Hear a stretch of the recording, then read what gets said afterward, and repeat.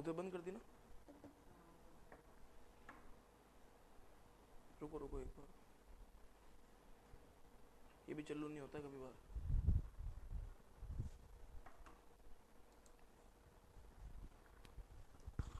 Yes now, yes everyone, अब I think आपको आवाज भी आ रही होगी और क्लियरली ना, ओके ना? यस एवरीबॉडी, ठीक है, चलिए लिखिए इसमें।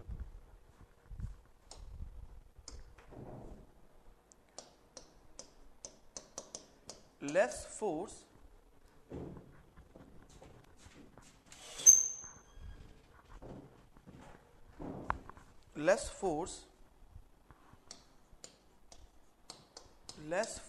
and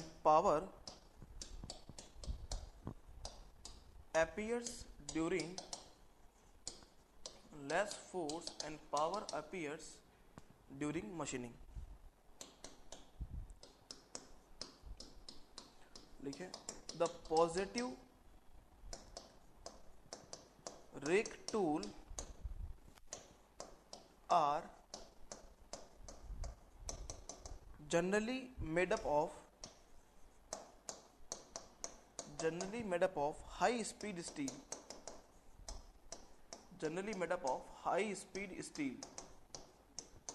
HSS।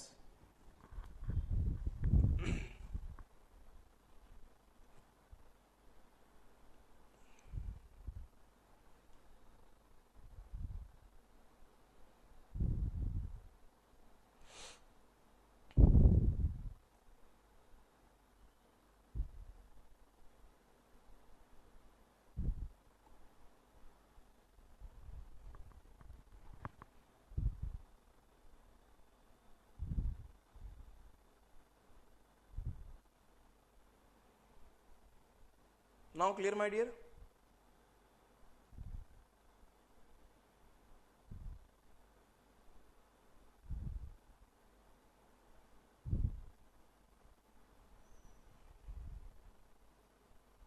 सब लोग कहाँ गए? हाँ प्रहर्ष प्रिंस कहाँ गए सब लोग? आ जाओ यार, वापस आ जाओ।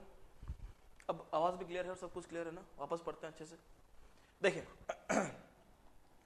अगर मैं बात करता हूं पॉजिटिव रेक टूल का, वेरी गुड वेरी गुड, अच्छा है, कोई दिक्कत नहीं, हो जाता है यार, है ना, कोई दिक्कत नहीं, हो जाता है, टेक्निकल इश्यूज है, चलते रहते हैं, ठीक है ना। ध्यान से देखें, अगर पॉजिटिव रेक टूल में बात करें my dear, the rake face is sloped downward below the reference plane, it is clear. अगर हम पॉजिटिव रेक टूल की बात करने वाले हैं तो हम कह सकते हैं क्या sir, rake face is sloped downward to the reference plane और use for machining low strength and ductile materials. Because हम समझ सकते हैं सर, जब आप पॉजिटिव रेक टूल की बात करने वाले हैं तो the strength of tool is less. अगर आपका स्ट्रेंथ टूल का लेस हुआ तो कहीं ना कहीं हमें जो वर्कपीस पे मशीनिंग करना है, वो जो वर्कपीस होने वाला है वो भी तो क्या होगा माय डियर, वो भी आपका जो वर्कपीस भी तो क्या होना चाहिए, कम स्ट्रेंथ का होना चाहिए। बिकॉज जो आप टूल यूज कर रहे हो, if they use this the positive rake tool, so workpiece must be have less strength, so used for machining low strength and ductile materials। less force and power appears during machining। जब आप positive rake tool से machining करोगे तो आपका जो force and जो power लगने वाला है वो भी कम लगेगा। less force and powers appears during machining because we uses the positive angle। and now the positive rake tool are generally made up of what, high speed steel। देखिए what is the meaning of high speed steel.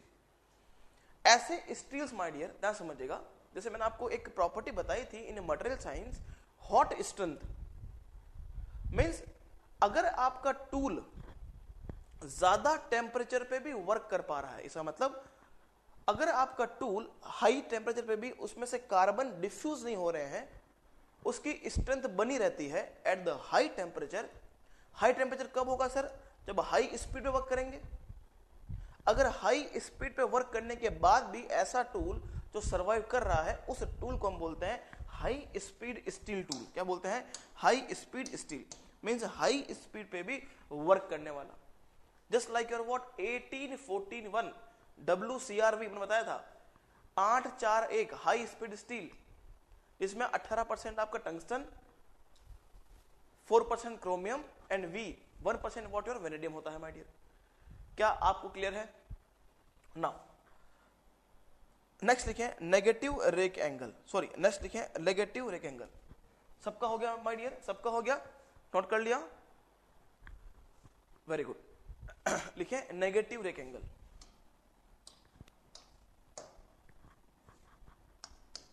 या negative rake tool, negative rake tool.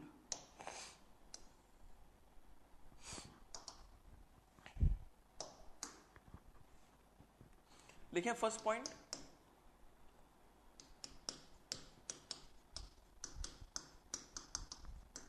the rake face is sloped, the rake face is sloped upwards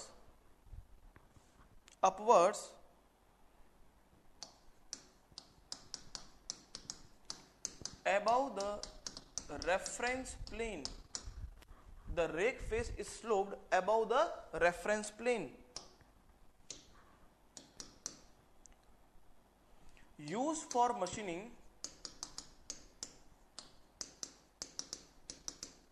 used for machining, used for machining high strength,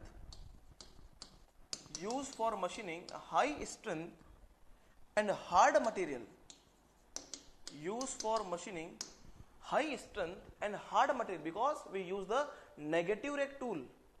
अगर negative rake tool की बात करेंगे तो negative rake tool itself have high strength. अगर इसके पास strength ज्यादा है तो हम इस टूल का यूज कर सकते हैं सर, जो वर्कपीस क्या हो हार्ड हो या जिसकी स्ट्रेंथ क्या हो ज्यादा हो। क्लियर? नाउ थर्ड लिखें,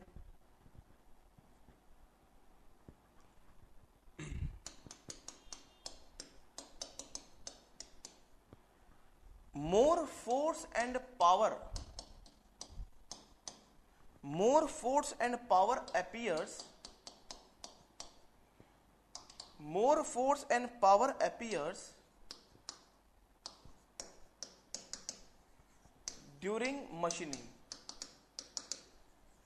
more force and power appears during machining, because it is negative rake tool, so I can say that more force and power appear during the machining.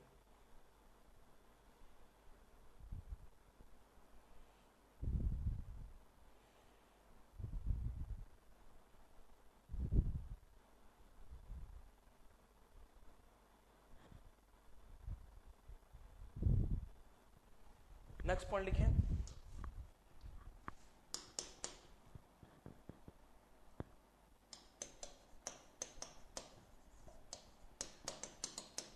the negative rake tools, the negative rake tools are generally made up of carbides and ceramics, carbides and ceramics.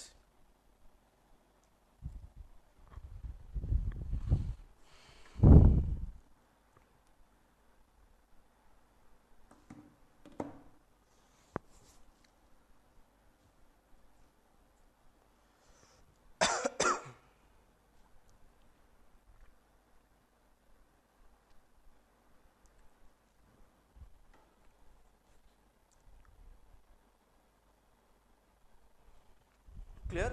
Next लिखें इसका,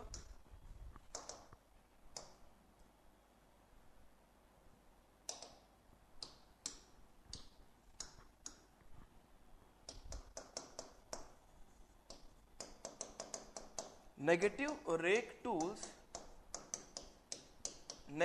rake tools are always made as bits and are mounted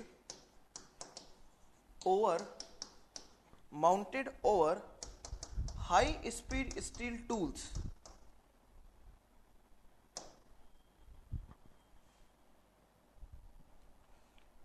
These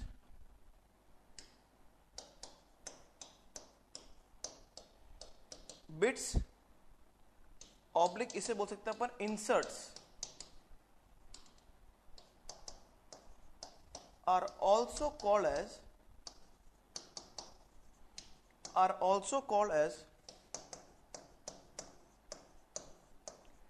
throwaway chips, are also called as throwaway chip. एक बार लिखें फिर समझते हैं.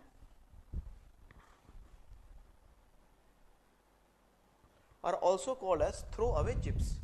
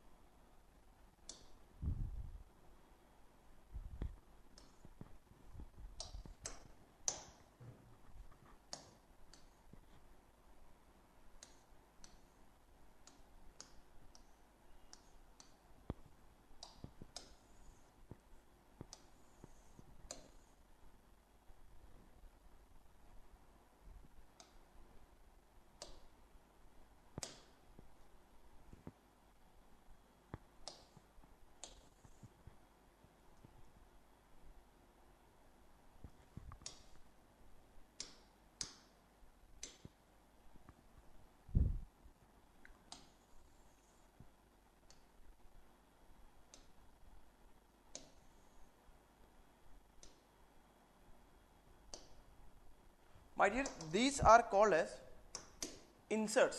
देखिए क्या मतलब है इस चीज का. इसका मतलब यह है जब भी आप नेगेटिव रेक टूल काम में लेंगे तो सिंपल सी बात है, उस पर्टिकुलर टूल को जब इस्तेमाल करेंगे तो वहां पे फोर्सेस ज्यादा लगने वाले हैं. बोलो क्लियर है कि नहीं?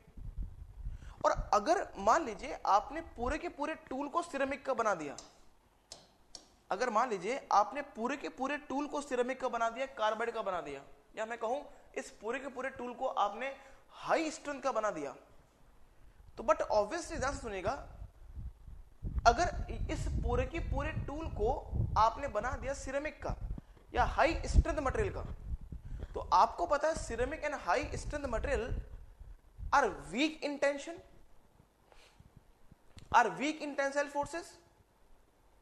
भाई आपको जिस पर्टिकुलर जहां से मशीनिंग करना है वहां पे हमने क्या लगा दिया, कार्बाइड का ओनली एक इंसर्ट लगा दिया, मींस कटिंग अब यहां से होगी. और ये जो आपने टूल बनाया हो किसका है, हाई स्पीड स्टील का. बिकॉज आप देख रहे हो सर, बिकॉज जैसे ही अपन मशीनिंग की बात करने वाले हैं तो इस जो टूल का शेंक पोर्शन है, इस टूल के शेंक पोर्शन पे आपके टेंसाइल फोर्सेस लगते हैं in the negative rake tool. अब अगर आपने पूरा की पूरा ही अगर आपने बना दिया होता कार्बाइड का, तो कहीं ना कहीं इस टूल की लाइफ बहुत कम हो जाती. बिकॉज जब आप नेगेटिव रेक टूल काम ले रहे हैं तो यहां पे compressive as well as tensile force लगते हैं. और जब आप एक्चुअली एग्जामिन करते हो फोर्सेस को, तो जो आपकी टूल की टिप है वहां पे जनरली कौन सा फोर्स लगेगा, कंप्रेसिव फोर्स, बिकॉज टूल की tip is exactly contact with the workpiece. तो हम क्या करेंगे सर, जहां पे आपका मशीनिंग हो रहा है वहां पे आपने जो टिप लगाई है वो लगा दी किसकी, मान लीजिए कार्बाइड की, या फिर जो भी आप हार्ड मटेरियल यूज करना चाहते हो, कार्बाइड या सिरेमिक का. ताकि आपको पता है जो कार्बाइड या सिरेमिक्स हैं, जो हाई स्ट्रेंथ मटेरियल्स हैं, they are strong in compression force, they are strong in the compression force. तो वहां तक तो ठीक है सर. लेकिन आपने देखा जब भी नेगेटिव रेक टूल से आपका मशीनिंग होगा तो इस पर्टिकुलर टूल की बॉडी पे आपके टेंसाइल फोर्सेस भी लगते हैं. अगर आपने पूरा की पूरा जो टूल है ये कार्बाइड का बना दिया होता तो कहीं ना कहीं क्या होता, वो बहुत जल्दी टूल है जो आपका बिखर जाता, टूट जाता my dear, because the high strength materials are very very weak in what the tensile force. जब आप फोर्सेस की एग्जामिन करते हो तो आप देखते हो सर ओनली जो कटिंग जो आपकी टिथ है, कटिंग जो आपकी एज है उस पर कंप्रेशन फोर्स लगता है। तो आपने क्या, जहां से कटिंग हो रही है वहां पे कार्बाइड का टूल लगा दिया, कार्बाइड की टिप लगा दी, इसे बोलते हैं अपन इंसर्ट। इसे क्या बोलते हैं माय डियर, इंसर्ट। और बाकी जो आपका टूल है वो बनाते हैं किसका, हाई स्पीड स्टील का, ताकि क्या हो, ये जो हाई स्पीड स्टील का टूल है वो टेंसाइल फोर्सेस आराम से सहन कर पाए। और जहां कंप्रेशन फोर्स लग रहा है एक्चुअली, जिसके लिए आपने लगाया क्या, carbide, because carbides and high strength material are strong in what, compression. क्या बात क्लियर हुई? इनकी रिक्वायरमेंट कब होगी, जब आप नेगेटिव रेक टूल से मशीनिंग कर रहे हो। क्या क्लियर हुआ माय डियर सबको पॉइंट?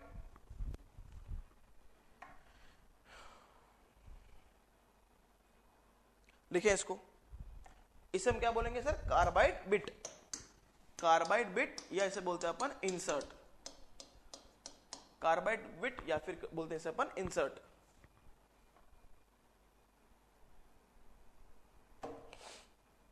देखिए Prince, there are many of the forces in the machining zone, tensile force भी होगा, कंप्रेशन फोर्स भी होगा, लेकिन जब आपका जो कटिंग एज है, जब आपका हमारे कटिंग एज की बात करें तो this is highly compressing force is there. जब आपका कटिंग एज डायरेक्टली वर्कपीस के कांटेक्ट में आएगा, at that time cutting edge पे जो कंप्रेशन फोर्स है वो लगने वाला है। बाकी के जो आपका मटेरियल है उस पे कंप्रेशन रह सकता है, लेकिन आपका हाईली जो कंप्रेशन फोर्स है वो लगता है कहां पे, इस पर्टिकुलर कटिंग एज पे। बाकी पूरे की पूरे टूल की बात करने वाले हैं तो यहां पे मिक्सचर ऑफ फोर्सेस, टेंसर भी लगेगा, कंप्रेसिव भी लगेगा। लेकिन अगर इस पूरे के पूरे टूल पे हाईली कंप्रेसिव फोर्स लग गया और इस टूल को आपने कार्बाइड के टूल का बना दिया माय डियर, तो बहुत जल्दी ब्रेक होने के चांसेस हैं।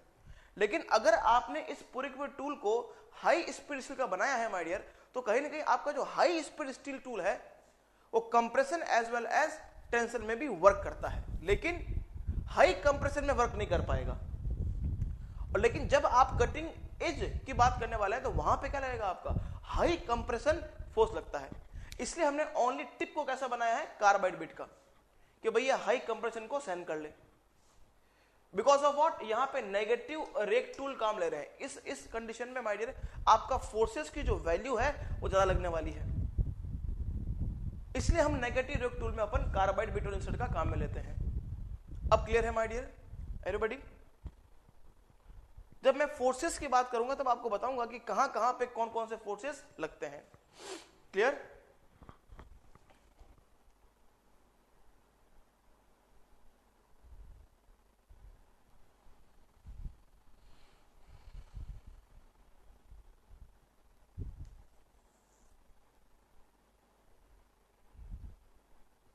नेक्स्ट लिखें zero rake tool.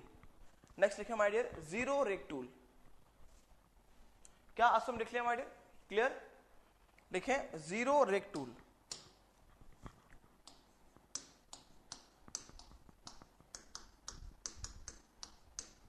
Zero rake tool लिखें। First point, the rake tool, the rake face coincides with reference plane, coincides with reference plane and has no slope, and has no slope. Its advantages and applications, its advantages and applications lies in between positive and negative rake tool lies between positive and negative rake tool.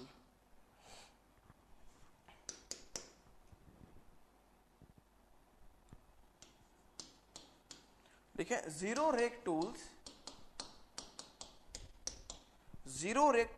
are used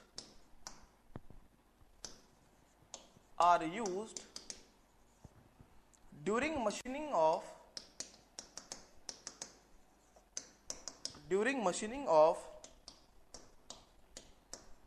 brass, cast iron, and during thread cutting.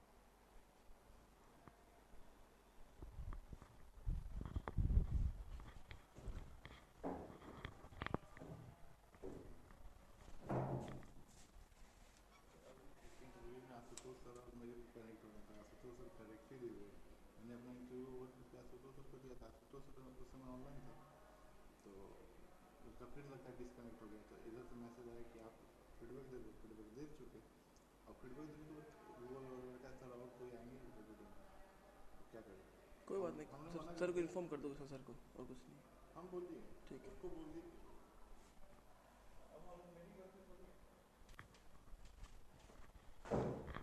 Done.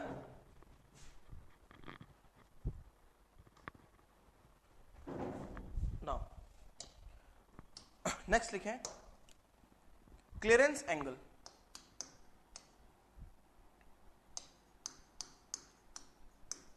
Clearance angle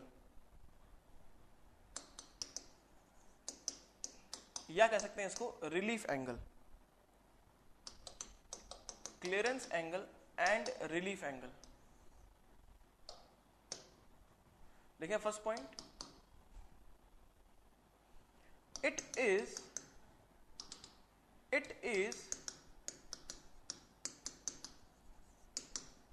the angle between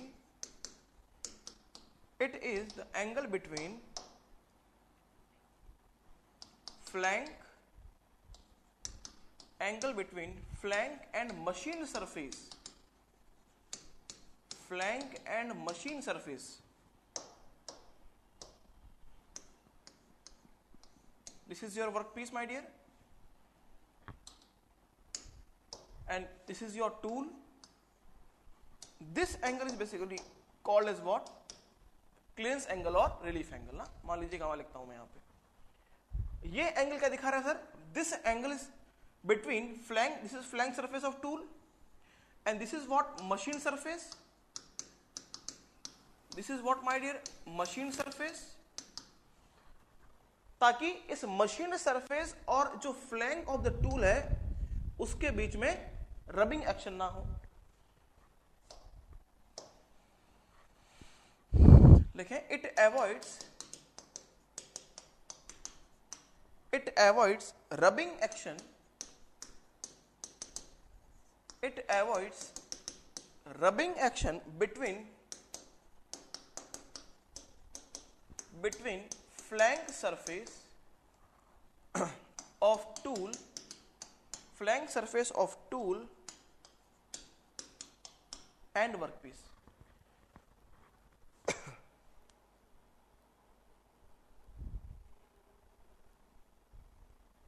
अरे सही मान लो यार तुम, कोई बात नहीं, अरे कुछ भी मानो यार, नोटेशन कोई फर्क नहीं पड़ेगा, ठीक है ना? नोटेशन कोई फर्क नहीं पड़ता। हर बुक में अलग अलग नोटेशन दे रखे हैं, बस आपको याद रखना है कि क्लियरेंस एंगल बोलते हैं किसको है, ठीक है ना। नोटेशन का ध्यान, अगर साइज लिखा है तो साइज लिख दो, कोई दिक्कत नहीं, ठीक है। अब देखें my dear,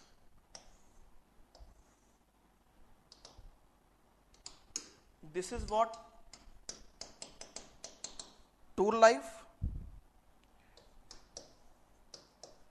this is clearance angle, इस क्लियरेंस एंगल। अब देखो एक बार, अगर मैं बात करता हूं,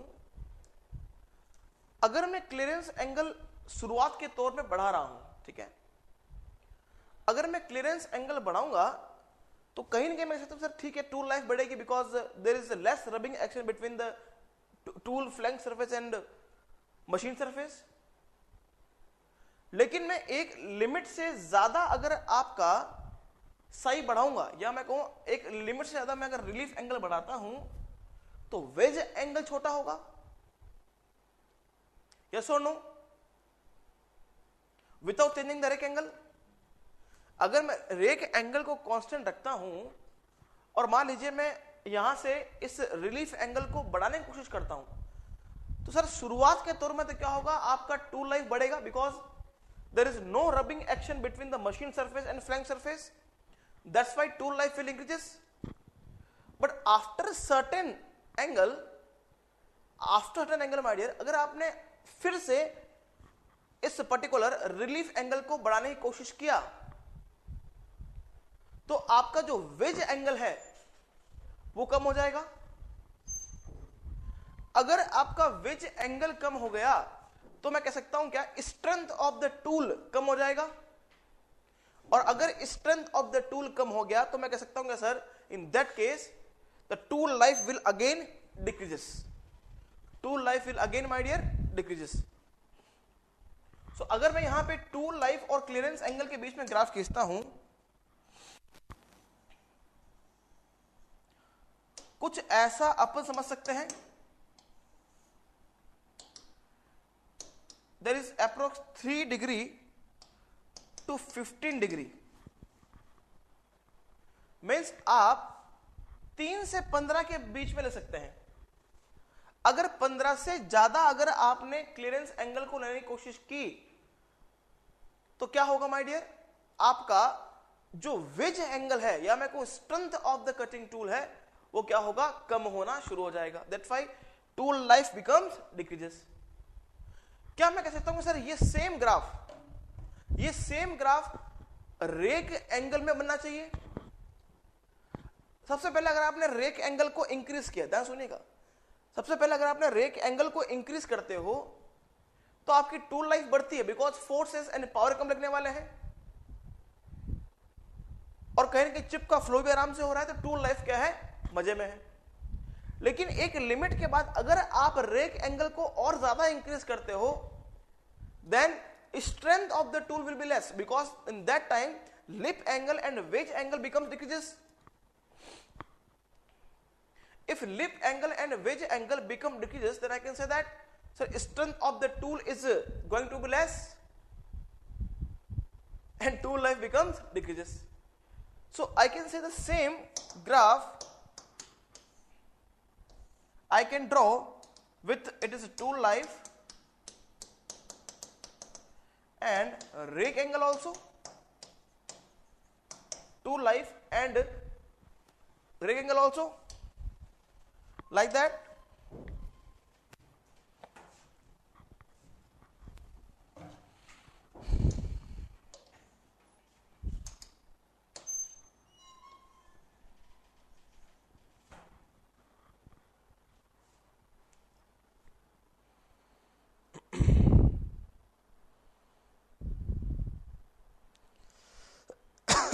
क्लियर है?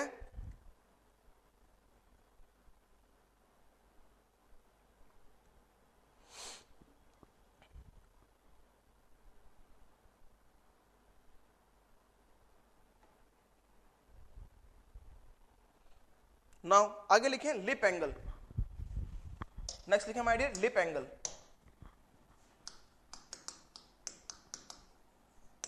लिखें लिप एंगल या फिर कह सकते हैं इसे अपन वेज एंगल.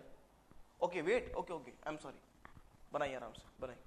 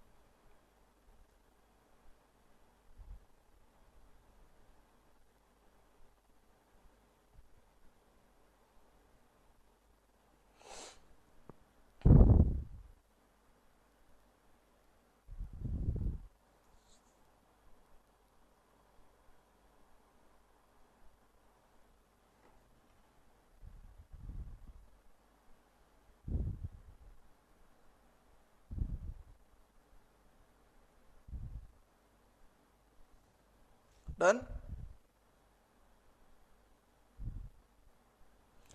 नेक्स्ट लिखें lip angle and wedge angle. Lip angle, I can say that it is wedge angle,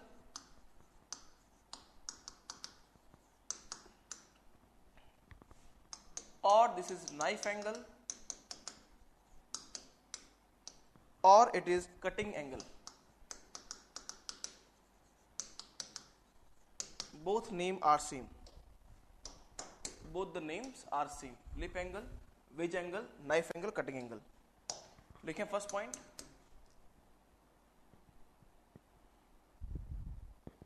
It is depends upon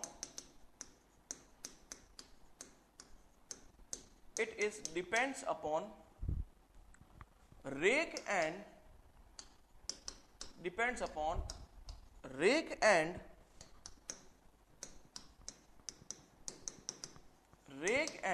clearance angle provided on tool.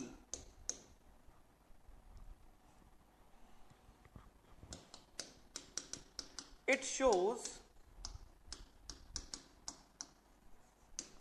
strength of tool.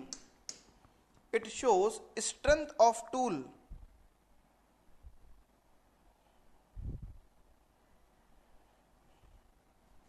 So theta is what? Proportional to, this is what wedge angle is proportional to strength of cutting edge. कितना strength होगा? Strength of cutting edge, and it is inversely proportional to sharpness and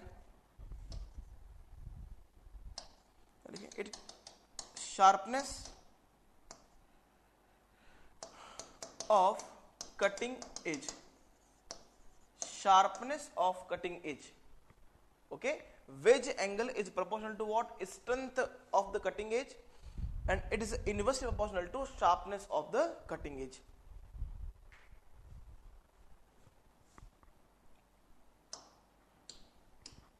देखिए, the sum of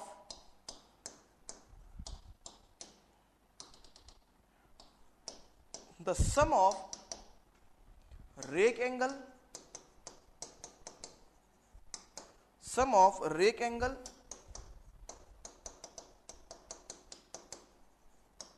relief angle,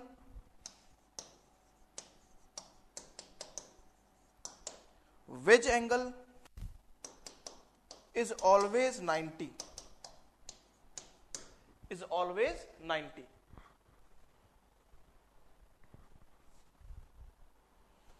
Is always 90.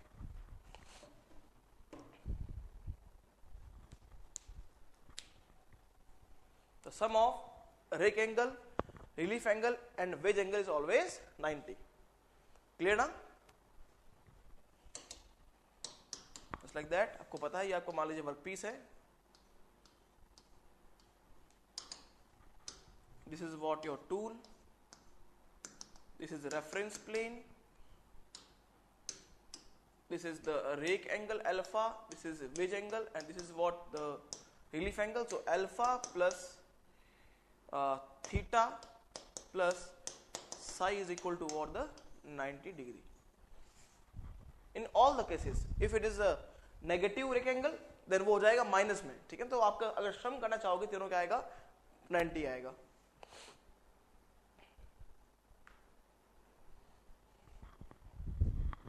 Clear?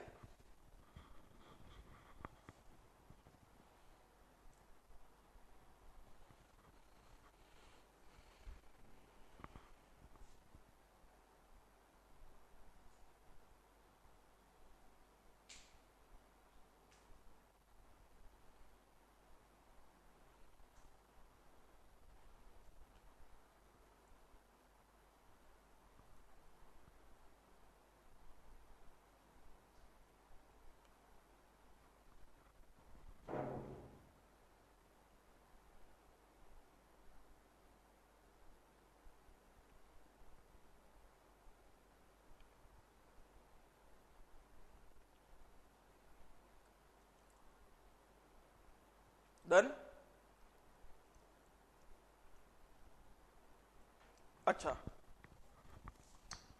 आपने यहां एक बात लिखी थी my dear, for the positive rake tool, अगर हम पॉजिटिव रेक टूल की बात करने वाले हैं, it is use for what, machining less low strength, less strength and ductile materials. Clear? और इसी के बाद आपने देखा for the negative rake tool,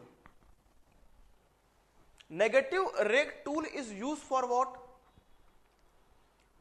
generally negative rake tool is used for machining high strength and hard material। बात यहां पे लिखी है। so मेरा क्वेश्चन आपसे यह है माय डियर, क्या नेगेटिव रेक टूल से, क्या नेगेटिव रेक टूल से आप डक्टाइल मटेरियल को नहीं काट पाएंगे क्या?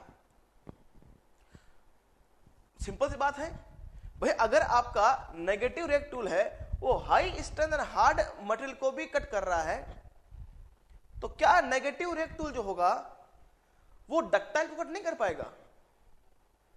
और कट नहीं कर पाएगा तो क्यों नहीं कर पाएगा, हमने क्यों यहां मेंशन नहीं किया? See negative rake tool is always use for what, high strength and hard materials. पहले बताओ कट कर पाएगा या नहीं कर पाएगा? यस और नो? बिकॉज इसका स्ट्रेंथ ज्यादा है तो कहीं ना कहीं मैं कह सकता हूं कट तो कर पाएगा। यस और नो माय डियर? अगर ये हार्ड मटेरियल को भी कट कर पा रहा है तो डक्टाइल मटेरियल को करना तो बहुत आसान बात है इसके लिए। यस और नो? बोलो क्लियर है कि नहीं? डक्टाइल मटेरियल्स को कट करना तो बड़ी आसान बात है इसके लिए।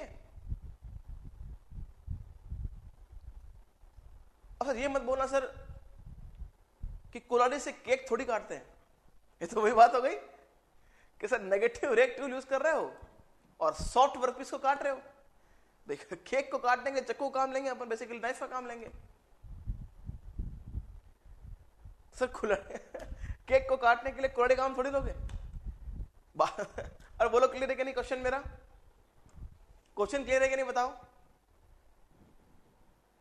अब मुझे आंसर बताओ, अपने अपने व्यूज दो कि सर मेरा क्वेश्चन ये है कि नेगेटिव रेक टूल का इस्तेमाल हम डक्टाइल मेटल्स के लिए क्यों नहीं कर पाते हैं, या हम इसकी एप्लीकेशन में क्यों नहीं लिखते हैं कि sir it is use for also ductile materials? Yes Rahul, tell me the answer. Praharsh, Prince, Monika, Shravan, अपने अपने व्यूज बताओ कि सर ऐसा क्यों नहीं हो पाता। टेंशन के कारण। अच्छा,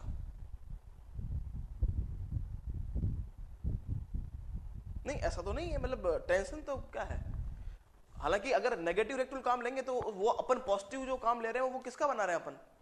हाई स्पीड स्टील का। तो यहां तो कंप्रेशन फोर्स ज्यादा लगने वाला, तो टेंशन की कोई बात है नहीं। आप और बताओ।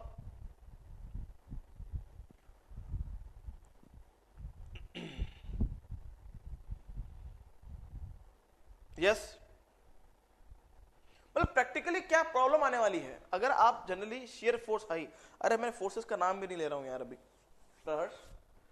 सिंपल चीज बताओ, सिंपल चीज। हाँ थोड़ा सा आंसर सही है प्रिंस का, स्पीड कटिंग में प्रॉब्लम होगी। अभी शेयर फोर्स वगैरह तुम छोड़ो यार, मैं बताऊंगा क्या होता है ये फोर्सेस वगैरह, ये फोर्सेस कैसे लगते हैं। अभी मैं फोर्सेस पढ़ाया थोड़ी हूँ आपको यार, पढ़ाऊंगा तब बताऊंगा शेयर फोर्स कैसे लगता है और क्या सब क्या है। अच्छा स्पीड कटिंग में प्रॉब्लम क्यों होगी? यस प्रिंस,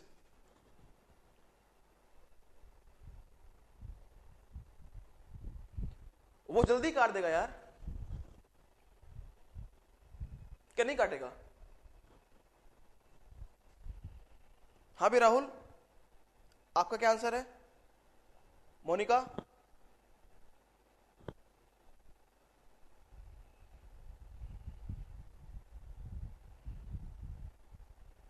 हाँ तो क्या हुआ डॉक्टर ले तो कट तो कर सकता है ना, कट क्यों नहीं करेगा?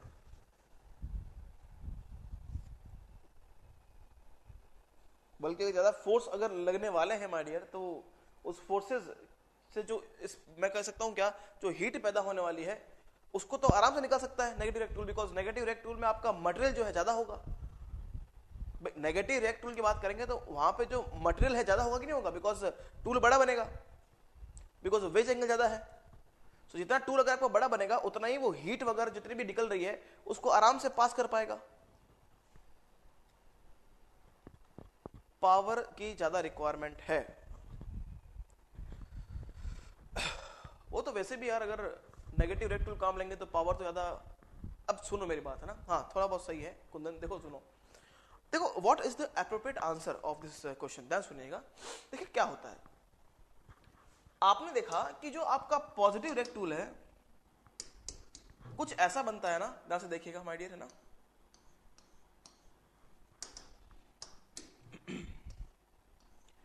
this is what your positive react tool, it is a reference plane and this is what the alpha rectangle। now अब ध्यान सुने, ये जब भी आप माय डियर डक्टाइल वर्कपीसेस का मशीनिंग करते हो, जब भी आप डक्टाइल वर्कपीसेस का मशीनिंग करते हो माय डियर, जैसे आपने देखा होगा जब आप सिंपल सी जो आपकी पेंसिल होती है, बेसिक नटराज पेंसिल जो होती है, जब उसको आप सॉफ्टवेयर में डाल के उसका मशीनिंग करते हो तो आपकी कंटिन्यूस चिप फॉर्म होती है क्या? बताओ यस और नो। छिलका बाहर आता है मस्त एकदम, लंबा लंबा एकदम मस्त एकदम, वाह वाह वाह, मजा आ रहा है मजा आ रहा है। करते हो कि नहीं करते हो? एक कंटिन्यूस फॉर्म में आपकी चिप फॉर्म होती है। मींस इसका मतलब ये ऐसा, जब भी आप सॉफ्ट या डक्टाइल वर्कपीसेस को मशीनिंग करोगे तो वहां पे जो चिप्स का फॉर्मेशन होने वाला है वो कंटिन्यूस होगा। अगर चिप का फॉर्मेशन कंटिन्यूस होगा तो कहीं ना कहीं चिप्स को बाहर निकालने के लिए आपको स्पेस चाहिए होगा माय डियर, और ये आप रे के एंगल देते क्यों हो? ताकि चिप्स का रिमूवल आसानी से हो पाए। यस और नो? यहां पे हम फोर्स पावर की बात नहीं कर रहे, प्रैक्टिकल देखो क्या प्रॉब्लम आती है। अगर आप डक्टाइल मटेरियल का मशीनिंग कर रहे हो पॉजिटिव रिएक्ट टूल से, तो यहां से चिप्स का फ्लो होना बड़ा ही आसान है। इस सरफेस से आपकी जो चिप है वो आराम से फ्लो कर पाएगी और इस मशीनिंग जोन से बाहर निकल पाएगी, बिकॉज यहां पे कंटिन्यूस चिप फॉर्म होती है। लंबी लंबी चिप्स जो है फॉर्म होगी, अगर आप मशीनिंग करोगे तो एक मैं कह सकता हूं क्या, continuous chips will be formed. और आपकी दिल की तमन्ना ये है सर, जब भी कंटिन्यूस चिप फॉर्म होती है तो कहीं ना कहीं वो मशीनिंग जोन से बाहर जाए। अगर वापस मशीनिंग जोन में ही आ गई तो वर्कपीस को टूल दोनों खराब कर देगी। बोल के नहीं? तो यहां पे इस पर्टिकुलर चिप का इजीली रिमूवल के लिए आप क्या देते हो, यहां पे रेक एंगल प्रोवाइड कराते हो। यही अगर मान लीजिए आपका नेगेटिव रेक टूल है, आपका my dear negative rake tool है, क्या समझिएगा, नेगेटिव रेक टूल कुछ ऐसा है।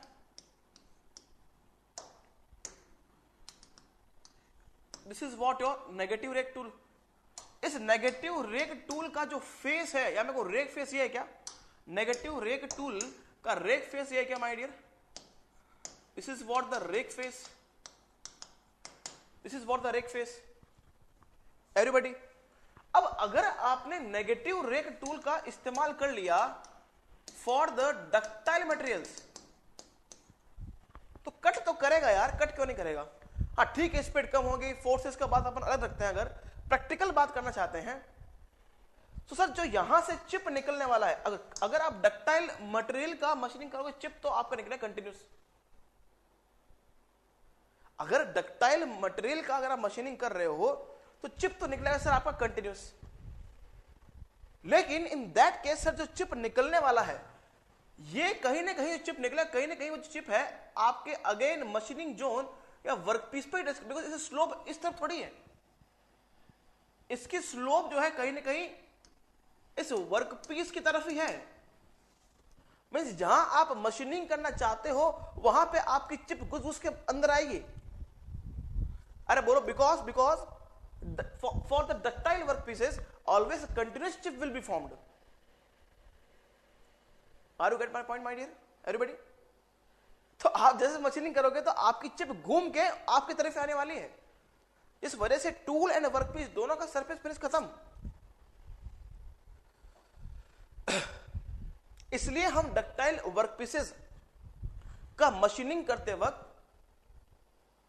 पॉजिटिव रेक टूल काम में लेते हैं, ताकि अगर आपका लंबे लंबे चिप्स निकले तो उसका जो रिमूवल है फ्रॉम द मशीनिंग जोन वो आराम से हो पाए। It is clear everybody? ये इसलिए देखो, आप इसलिए क्या करते हो, आप इस पर्टिकुलर जब आप नेगेटिव रेक टूल यूज करते हो तो उसका मशीनिंग करने में काम लेते हो किसका? हार्ड मटेरियल्स का या ब्रिटल मटेरियल्स का। ब्रिटल मटेरियल में जो चिप निकलती है माय डियर वो होती है डिसकंटिन्यूस। जैसे आप कभी कभी देखते हो ना कि अगर आपने सस्ती पेंसिल काम में ले ली तो अगर आप उसको छीलना शुरू हुए तो खटखट खटखट ऐसे बोलेगा, ऐसे चिप निकलेगी टुकड़ों की फॉर्म में। यस और नो? तो in that case my dear, in that case जब आप मशीनिंग करना चाहते हो ब्रिटल मटेरियल का, इन दैट केस आपकी डिसकंटिन्यूस चिप फॉर्म होगी। बोलो क्लियर है कि नहीं? वो एक कंटिन्यूस फॉर्म में नहीं निकलने वाली है। इसलिए ध्यान रखिएगा माय डियर, दो बातें बता रहा हूं मैं आपको। अगर मैं फोर्स एंड पावर की टर्म में बात करना चाहता हूं, अगर मैं फोर्स एंड पावर की टर्म में बात करूं सर, तो positive rake angle is very nice. Because positive rake angle काम लेंगे तो कहीं ना कहीं वहां पे जो अगर आपकी चिप निकलेगी उसका कंटिन्यूस फ्लो होगा एंड कंटिन्यूस चिप निकलने वाली है।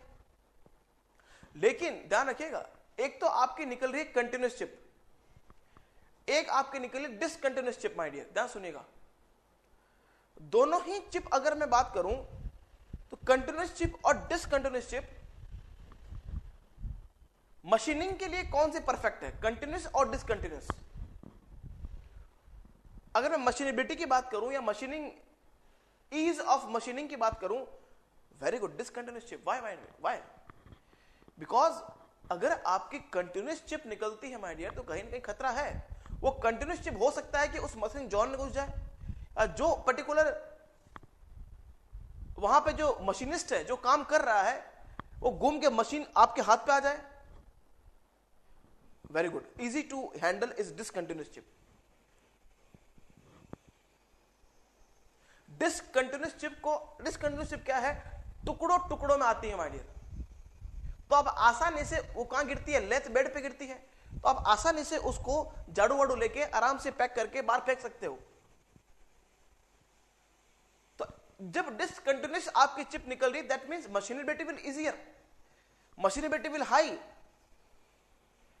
लेकिन जब आपकी कंटिन्यूस चिप निकलती है तो कई बार तो आपको एक्सटर्नल चिप ब्रेकर्स लगाने पड़ते हैं उन चिप को हटाने के लिए, चिप को काटने के लिए, चिप को ब्रेक करने के लिए, ताकि जो आपकी कंटिन्यूस चिप है वो अगेन एंड अगेन वर्कपीस पे ना आए या टूल पे ना आए, वो कट होके आराम से नीचे गिर जाए, उस लेथ बेड पे गिर जाए।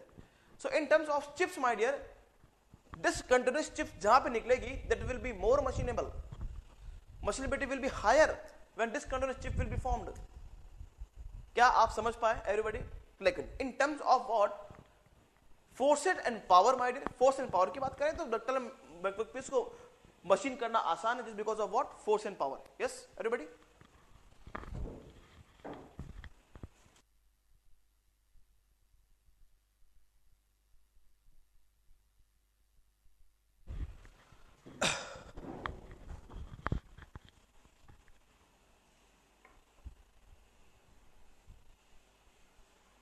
अरे बोलो भाई, समझ में आया कि नहीं? ये कुछ बातें हैं, कभी कभी आपको पूछ ले तो पता होना चाहिए, ठीक है ना? मैंने इसीलिए बताया। जनरली ये क्वेश्चंस जो हैं, जो मैंने आपको बोला है कि why we not cut the hard work pieces with positive rake tool, ये क्वेश्चन इंटरव्यू में सबसे बेस्ट क्वेश्चन बनता है, ठीक है ना? ताकि मैंने आपको इसलिए बताया, ठीक है ना, कभी आपको पता रहे कि भाई एक्चुअली प्रैक्टिकली क्या सीन बनता है, ठीक है ना? चलिए अपन डिस्कस करेंगे what is continuous chip, what is continuous chip कैसे बनती है, डिसकंटिन्यूअस चिप कैसे बनती है, हम we will discuss later in very properly manner कि कैसे चिप्स का फॉर्मेशन होता है। क्लियर ना? चलिए आगे बढ़ते हैं। देखिए लिप एंगल, हम बात कर रहे थे लिप एंगल का, बात हो गई थी लिप एंगल की माय डियर। नाउ लिखें नोज रेडियस, नाउ लिखें my dear nose radius, now लिखें नोज रेडियस।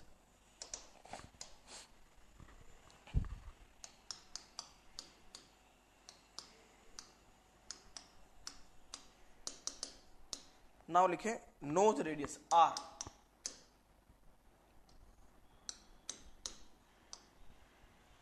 लिखे nose radius are.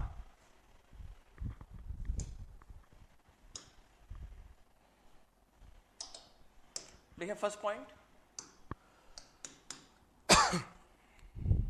It is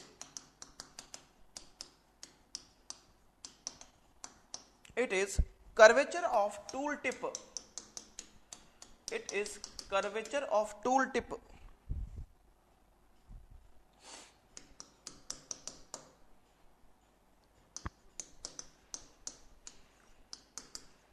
it strengthen the tool life by reducing stress concentration, by reducing stress concentration। जब भी आप sharp corner से machining करेंगे तो कहीं ना कहीं वो शार्प कॉर्नर टूटने का डर है या वहां पे स्ट्रेस कंसंट्रेशन का दिक्कत है। बिकॉज ऑफ दिस हम नोज रेडियस को इस्तेमाल करते हैं ना, थोड़ा सा अपन नोज रेडियस लेते हैं उस पर्टिकुलर टूल टिप पे ताकि स्ट्रेस कंसंट्रेशन ना हो। अब दो लिखें formula, H is equal to, लिखें H is equal to F square by 8R। अभी क्या फॉर्मूला मैं दिखाता हूं आपको, पहले जस्ट नोट करें। H is equal to F square by 8R। F is feed, H is maximum peak to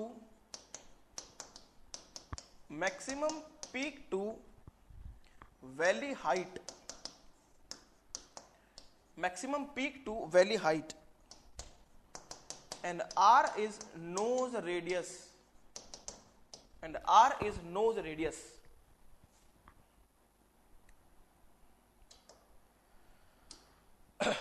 देखिए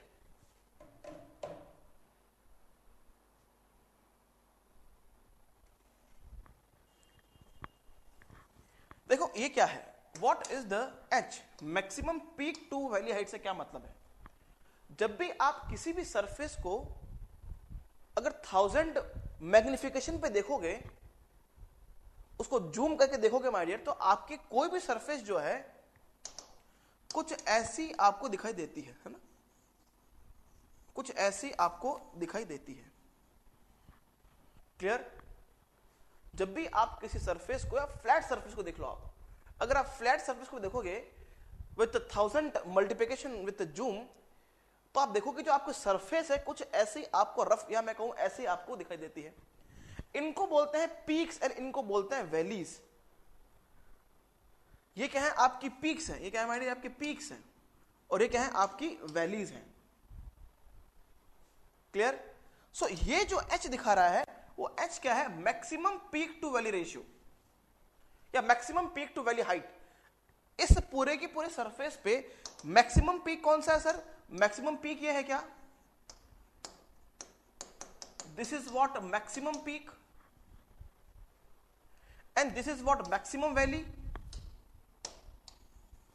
अरे चोटी और घाटी यार, और क्या? ये क्या है? Maximum peak and maximum what valley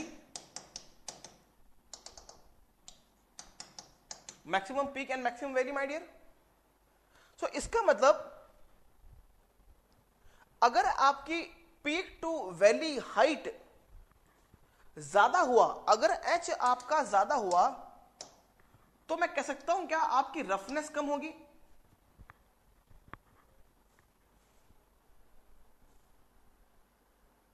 या मैं कहूं अगर आपकी रफनेस ज्यादा है, ध्यान से देखिएगा, अगर आपकी रफनेस ज्यादा है, if roughness is more my dear, this is what roughness, it is nose radius. अगर आपकी नोज रेडियस ज्यादा है तो मैं कह सकता हूं क्या आपका ये कम होगा। ध्यान समझिएगा माय डियर ना, आर क्या है, नोज रेडियस। मतलब आपका अगर पीक टू वैली हाइट कम है, इसका मतलब आपकी सरफेस फिनिशिंग अच्छी है क्या, बोलो। इसका मतलब इस फॉर्मूले से आप देख पा रहे हो, अगर आपका नोज रेडियस अगर आप बढ़ाते हो, if you increase the nose radius, then peak to valley height is decreasing, it means surface finish will be higher.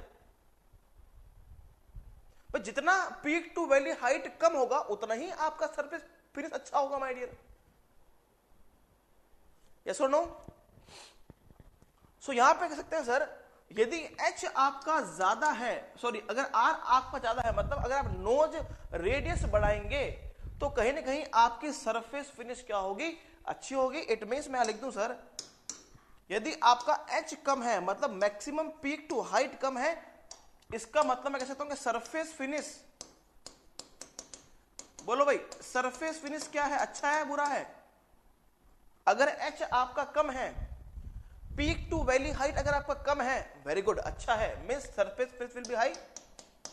Means ये कब होगा, जब आप नोज रेडियस R देंगे ज्यादा।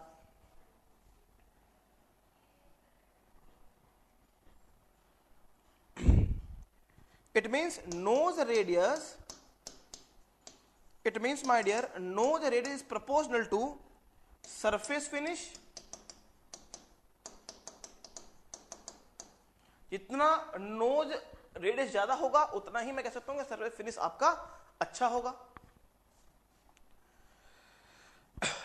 एंड बट ऑब्वियसली अगर आपका जितना सरफेस फिनिश अच्छा हुआ उतना ही मैं कह सकता हूं क्या आपका टूल लाइफ ज्यादा होगा,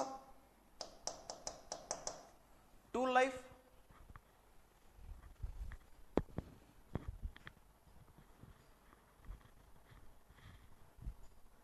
yes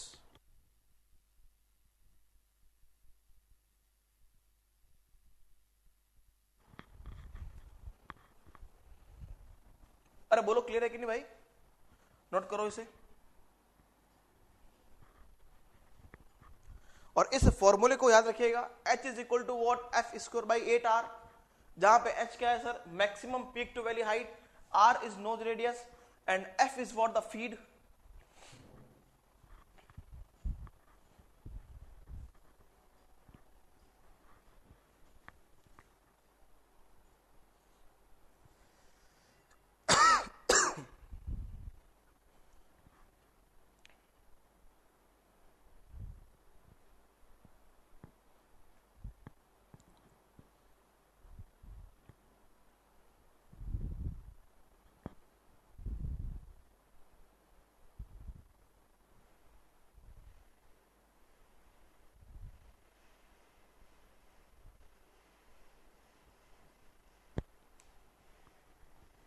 One more formula is there,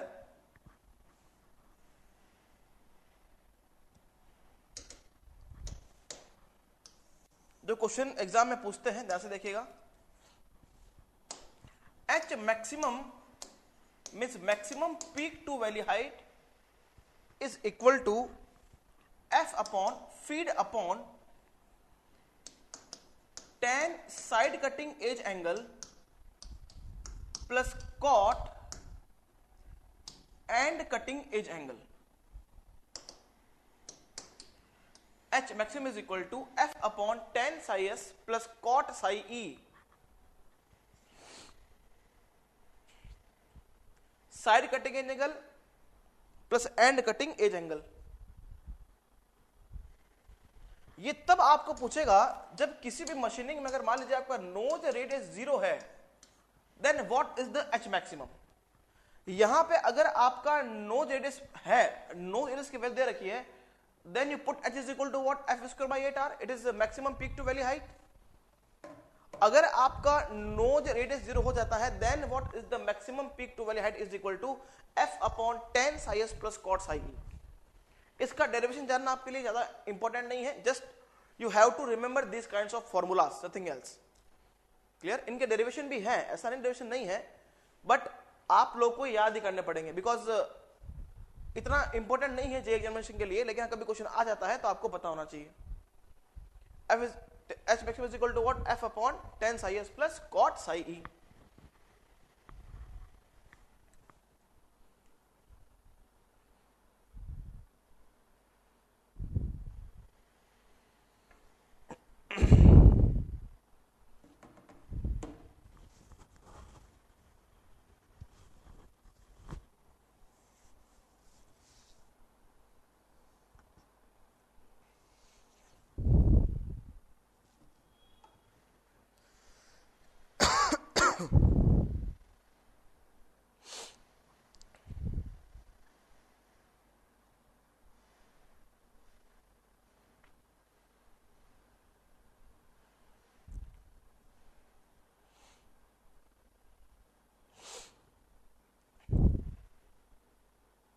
Done?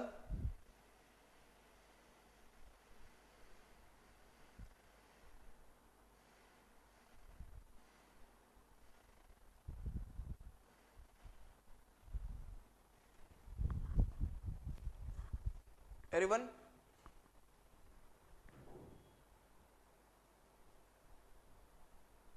Again F यहाँ पे क्या है, एफ यहाँ फीड ही है ना, एफ यहाँ पे फीड ही है my dear. F is what the feed, F is what the feed, nothing else. और साई एस क्या है भाई, side cutting edge angle.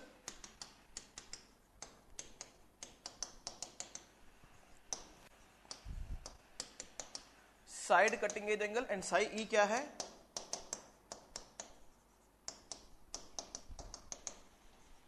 And cutting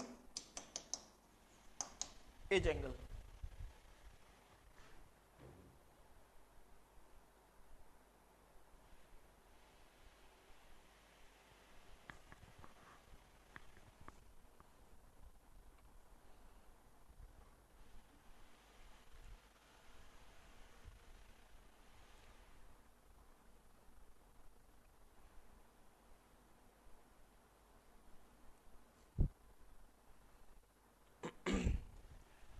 Yes, everybody done?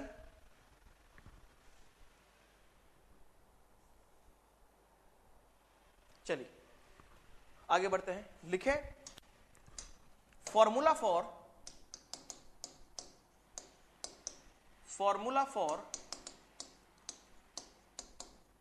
Uncut chip thickness. Formula for uncut chip thickness हमने देखा था my dear, what is uncut chip thickness.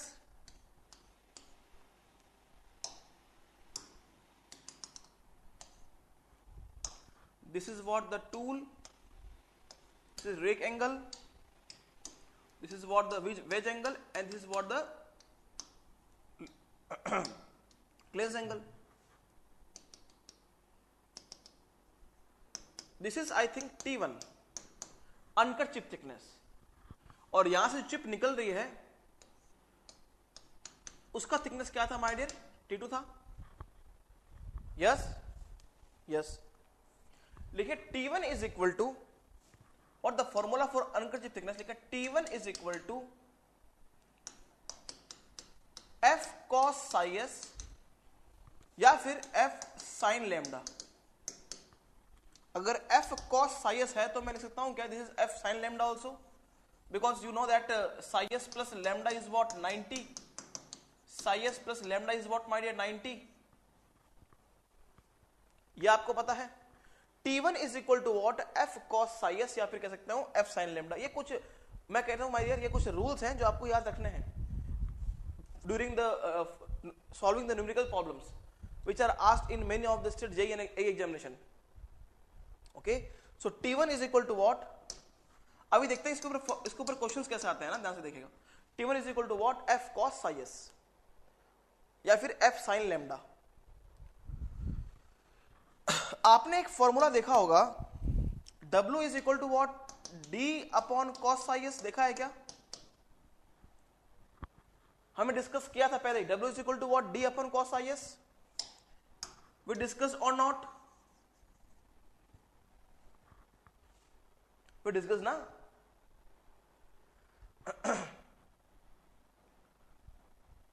जब हमने बात की थी W width of cut की, depth of cut की, my dear, W is equal to D upon cos psi s.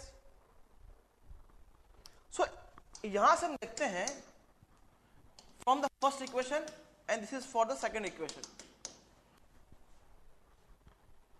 अब देखें जैसे, अगर मैं फर्स्ट इक्वेशन की बात करूं, T1 is equal to what? F cos psi s.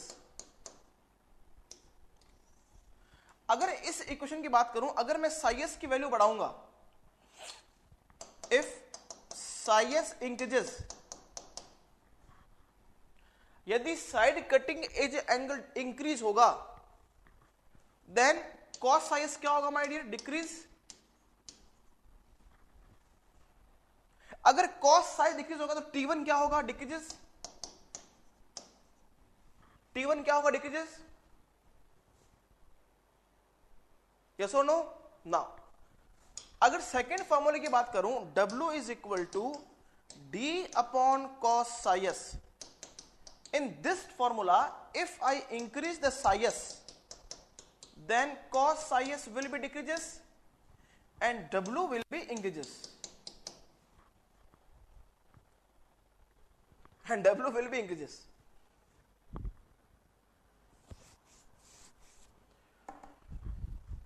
So क्या मैं यहां से इसे लिख सकता हूं क्या? When I increase the side cutting edge angle, ध्यान सुनिएगा, when I increase the side cutting edge angle, chip becomes thinner because आपका अनकट चिप थिकनेस का कम हो रहा है. Chip becomes thinner and wider, but width आपकी बढ़ रही है. Yes or no my dear? Yes or no? Chips becomes thinner and wider. अब देखो इससे क्वेश्चन कैसे पूछता है, ध्यान से देखिएगा.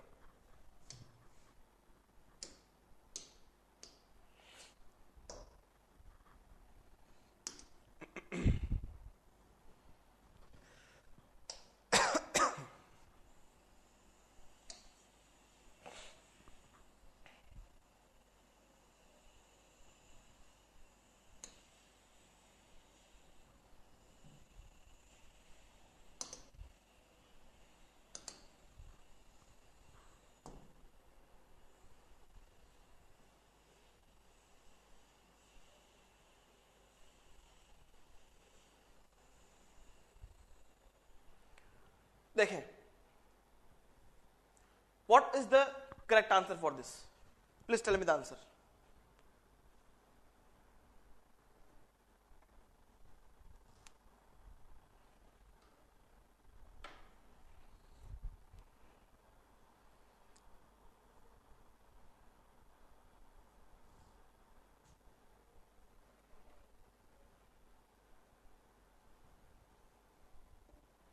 By increasing side cutting angle, the width of chip and thickness both increases. The width of chip increases and thickness decreases. Very good. So B answer is correct. B answer is correct. क्या आपको समझ में आया? What is the application of that formula? ये question is very very important. Question आगे भी आने की संभावनाएं बन जाती है. सो आप प्लीज इसे नोट करें या इसका आप स्क्रीनशॉट ले लें my dear. Please take screenshot because I have to end this class here. यहीं पे मुझे क्लास स्टॉप करनी पड़ेगी because of some reasons for that. Okay, so you can take the screenshot of this. ठीक है, चलिए आज इतना ही पढ़ते हैं अपन, बाकी कल अपन शुरुआत करते हैं. ठीक है ना, कल अपन पढ़ते हैं. कल अपन न्यूमेरिकल्स देखेंगे, कैसे न्यूमेरिकल्स पूछता है मेटल कटिंग से, और आगे फोर्सेस की बात भी करने वाले हैं. ठीक है, चलिए स्क्रीनशॉट हो गया? ओके ना, चलिए, thank you so much guys.